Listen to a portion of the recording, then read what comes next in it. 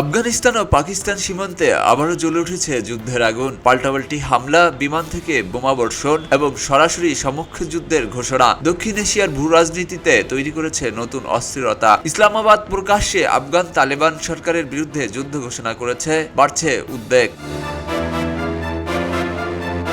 পাকিস্তানের দাবি তাদের বাহিনীর 133 জন আফগান যোদ্ধাকে হত্যা করেছে। অন্যদিকে আফগান কর্তৃপক্ষের দাবি তাদের পাল্টা অভিযানে 55 জন পাকিস্তান সেনা নিহত হয়েছে। শুক্রবার ভোরে আফগানিস্তানের রাজধানী কাবুল কেঁপে ওঠে একাধিক বিস্ফোরণে। একই সঙ্গে দক্ষিণাঞ্চলের কাহান্দাহার এবং দক্ষিণ পূর্বাঞ্চলীয় পাকতিয়া প্রদেশেও বিমান হামলার অভিযোগ উঠেছে।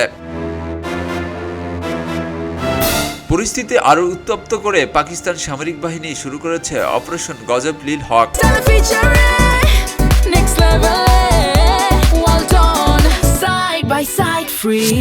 পাকিস্তানের প্রতিরক্ষা মন্ত্রী খাজা আসিফ সামাজিক যোগাযোগ মাধ্যম এক্সে লিখেছেন, আমাদের ধৈর্যের সীমানা ছাড়িয়ে গেছে, এখন আমাদের এবং তোমাদের মধ্যে সম্মুখ যুদ্ধ শুরু হলো।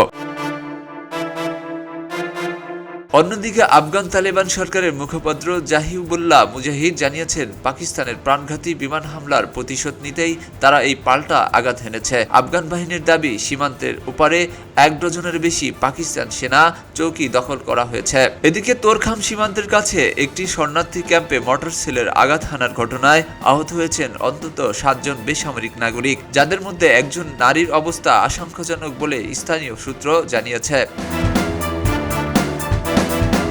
ক্রমবর্ধমান সহিংসতার অনিশ্চয়তার মুখে পড়েছে কাতারের মধ্যস্থতা হওয়ার যুদ্ধবিরতির চুক্তি। পরিস্থিতি দ্রুত নিয়ন্ত্রণে না এলে এই সংঘাত পুরো অঞ্চল জুড়ে ছড়িয়ে পড়ার আশঙ্কা বাড়ছে। এখন দেখার বিষয়, কূটনৈতিক উদ্যোগ পরিস্থিতি শান্ত করতে পারে নাকি সীমান্তের এই আগুন আরও দাউ দাউ করে জ্বলে ওঠে। খবরের কাগজ, নিখাদ, নির্ভীক, নিরপেক্ষ।